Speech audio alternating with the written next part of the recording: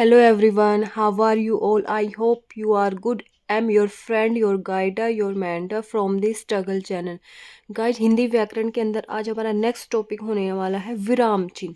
आज हम विराम चिन्ह के बारे में पढ़ेंगे। इट मीन्स इनको हम कहाँ कहाँ प्रयोग करते हैं, कैसे ये प्रयोग किए जाते हैं हिंदी व्याकरण के अंदर। अब इंग्लिश में तो आप सबको पता है कोमा क्या होता है, सेमीकोलन क्या होता है और फुल स्टॉप क्या होता है, बट बात आती है हिंदी में इनको यूज़ कहाँ और कैसे होता है। कई तो कुछ चिन्ह तो ऐसे हैं जिनका क्या है आपको मार्क भी नहीं पता होगा कि इसका क्या क्या पहचान होती है। तो चलिए शुरू करते हैं आज की क्लास और वीडियो को कंप्लीट देखना। अगर अगर वीडियो अच्छी लगी तो लाइक शेयर एंड सब्सक्राइब करना ना भूलें। तो चलिए शुरू करते हैं। विराम चिन्ह। विराम विराम का अर्थ होता है ठहराव। क्या होता है? ठहराव। तो विराम चिन्ह इनका क्या है, हम कैसे प्रयोग करते हैं उसके बारे में पढ़ेंगे और कौन कौन से हमारे विराम चिन्ह है जो हम हिंदी व्याकरण के अंदर यूज़ करते हैं। तो चलिए शुरू करते हैं। फर्स्ट आता है हमारा अल्प विराम। अल्प विराम इसका क्या मार्क होता है, ये वाला होता है, ये है अल्प विराम हमारा। इसका प्रयोग कहाँ करते हैं? जब वाक्य में ठहराव थोड़ी देर के लिए हो, यानी जब वाक्य में क्या है थोड़ी देर हमें रुकना हो, वहाँ पर हम क्या यूज़ करते हैं? अल्प विराम का यूज़ करते हैं। ये तो हो गई इसकी एक परिभाषा, ठीक है। अब हमें क्या है, परिभाषा वगैरह कुछ नहीं पूछेगा, हमें क्या है कोई भी वाक्य या उपवाक्य लिख के दे देगा और उसमें से क्या है पूछ लेगा कि कहाँ पे कौन सा विराम चिन्ह आएगा, ठीक है। तो इसका अल्प विराम का प्रयोग हम कहाँ पे करते हैं? जब क्या है तिथि लिखते हैं, कोई भी तिथि लिखते हैं तो उसके साथ हम अल्प विराम का यूज़ करते हैं। जैसे मैंने लिख दिया 14 जनवरी 2026, ठीक है। अब पहले यह ऐसे लिख दिया। अब क्या है ऑप्शन में क्या है, आपको इसको यहाँ पे लगा के दे देगा, ठीक है, या फिर आगे पीछे मतलब इसको यहाँ भी लगा देगा और यहाँ भी लगा, दो जगह लगा देगा, फिर एक यहाँ पे लगा देगा, ठीक है। तो ऐसे उलट पुलट करके दे देगा कि आपसे ये पूछेगा कि अल्प विराम का सही प्रयोग कहाँ पे हुआ है, तो सिर्फ आपको ये फाइंड आउट करना है, ठीक है।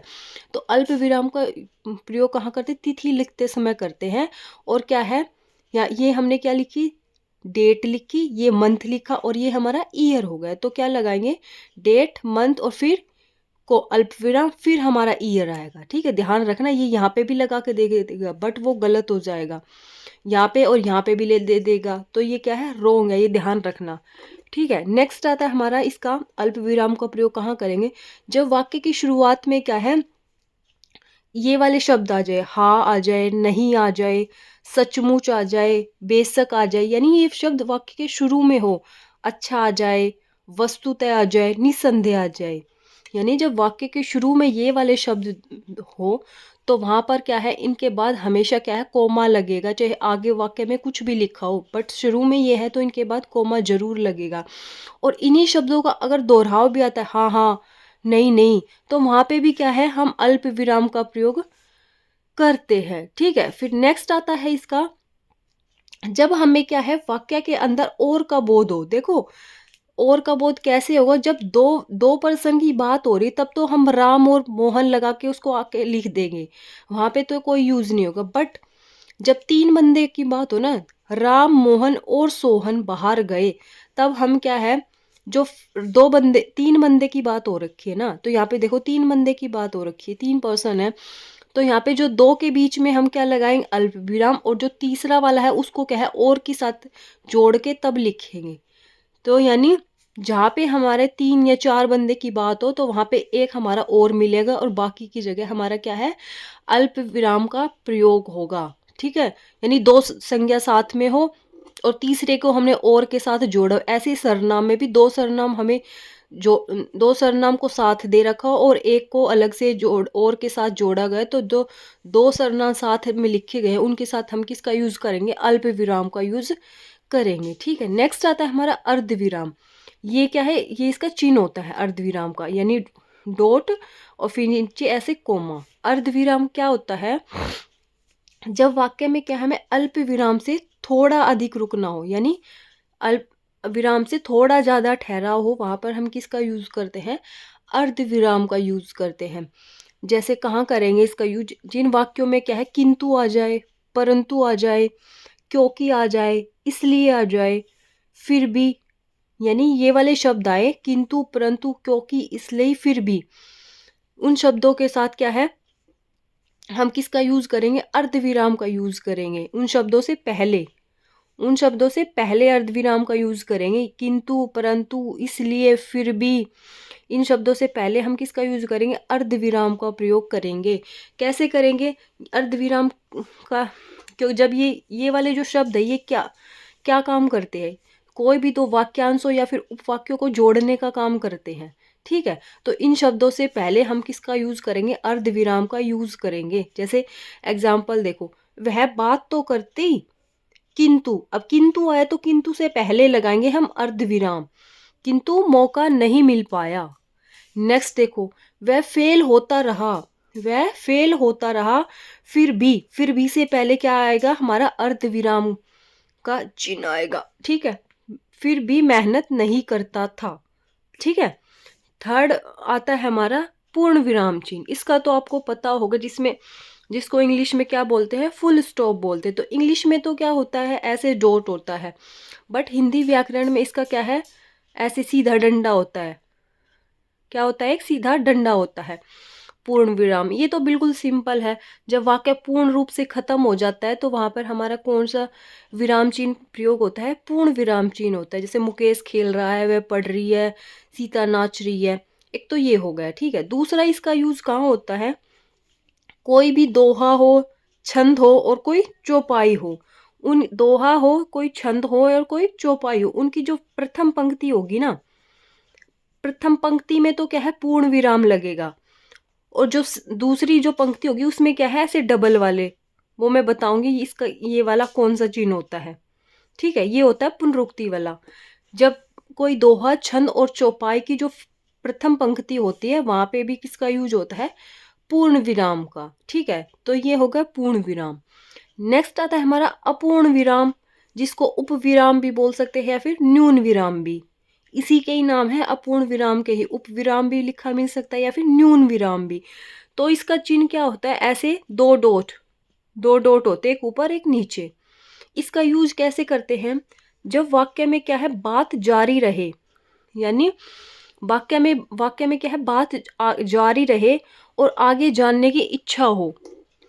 क्या है? जब वाक्य में कोई बात चल रही है और उसमें क्या है? हमें आगे जानने की इच्छा हो कि वे क्या बताना चाह रहे हैं, तो वहां पर हम किसका यूज करते हैं? अपूर्ण विराम का। जैसे मैंने सिंपल बोल दिया, मैं, अब देखो ये वाला देखो, मुझे तेरी एक बात पता है। अब सामने वाले में ये बताओ, जानने की इच्छा होगी या नहीं होगी? ये बताओ। मैंने बोलते कि मुझे तुम्हारी एक बात पता है, तो तुम जानने की कोशिश करोगे या नहीं करोगे? करोगे ना, कि क्या बात पता है। तो क्या है? तो उसकी जानने की इच्छा हुई ना। तो यहाँ पे क्या है? यहाँ पे हमने क्या लगा दिया? अपना अपूर्ण विराम, क्योंकि ये बात पूरी नहीं हुई है। क्या है? पूरी नहीं है। अगर पूरी होती तब तो हम क्या है? पूर्ण विराम लगा देते। बट उसमें क्या है? सामने वाले को यानी श्रोता को क्या है? जानने की इच्छा है कि क्या पता है कि तू कल घर नहीं गया। तो इससे पहले हमारा क्या आ जाएगा? यहाँ पे अपूर्ण विराम आ जाएगा। ठीक है, अपूर्ण विराम का दूसरा यूज कब करेंगे? कोई सूची हो, किसी सूची, संवाद या शीर्षक के बाद में, किसी सूची, संवाद या शीर्षक के बाद में हम क्या है? अपूर्ण विराम का प्रयोग करेंगे। जैसे अध्यापक, ये क्या है? अध्यापक। फिर इसके बाद हमने क्या लगाया? अपूर्ण विराम। आज हमने क्या है? अपूर्ण विराम के बारे में पढ़ा। तो ये क्या हो गया? एक क्या है? एक शीर्षक हो गया। ठीक है, ये रहा विषय। अब विषय के बाद क्या लगाया हमने? अपूर्ण विराम।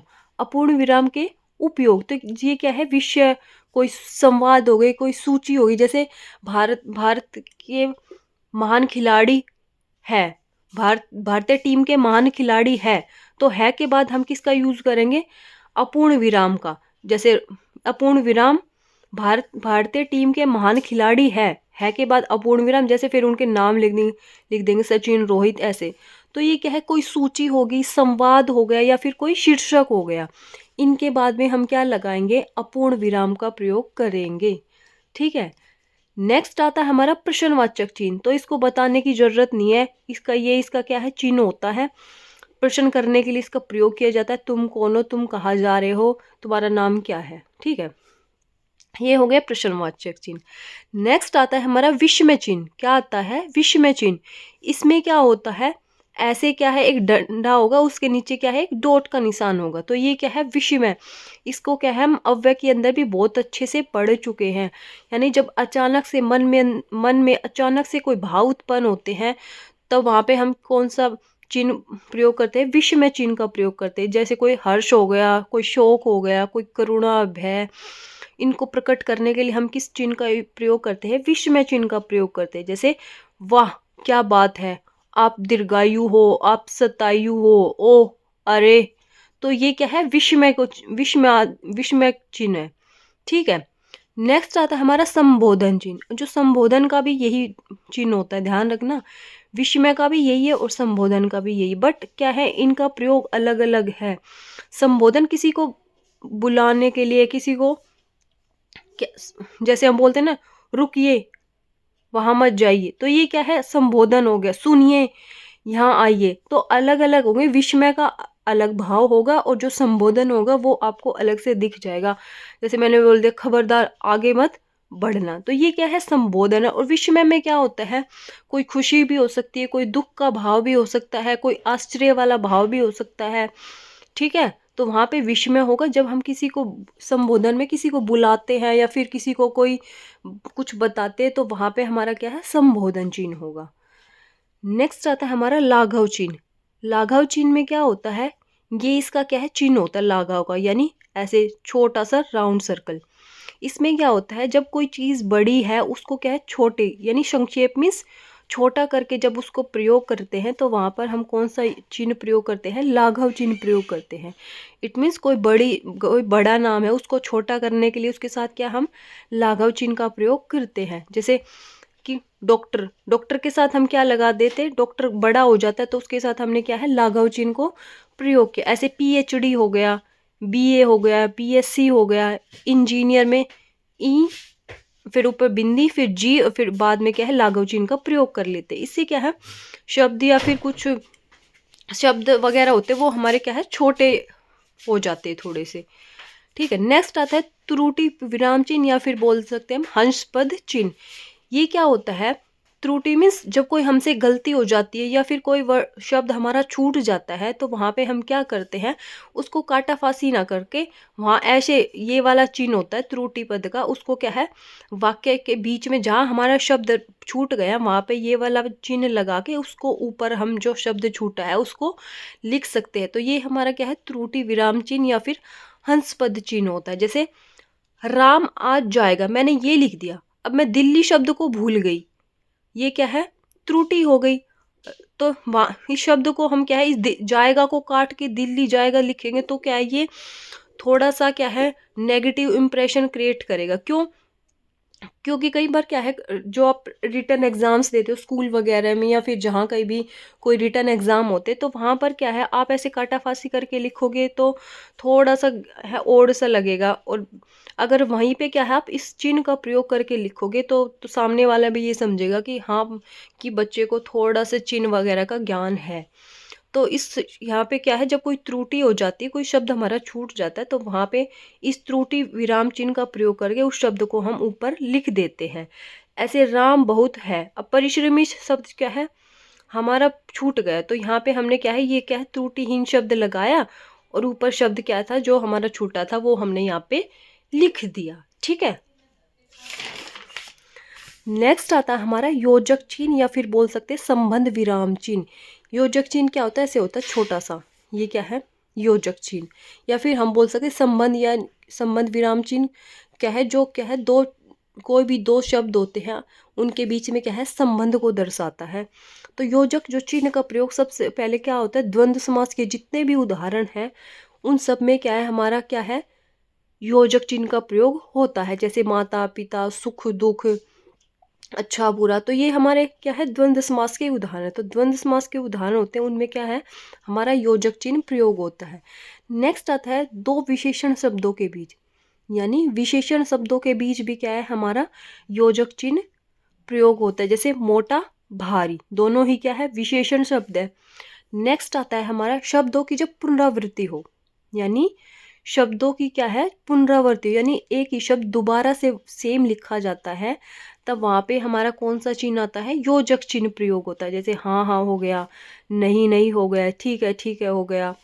तो इन शब्दों के साथ हम किसका प्रयोग करते हैं, योजक चिन्ह का। नेक्स्ट आता है हमारा जब कोई भी दो क्रियापद साथ में हो, जैसे खाना पीना, उठना बैठना, नाचना गाना, तो उनके साथ में क्या है, हम योजक चिन्ह के साथ लिखेंगे। कोई भी दो क्रियापद साथ में हो तो उसके बीच में हम क्या लगाएंगे, योजक चिन्ह लगाएंगे।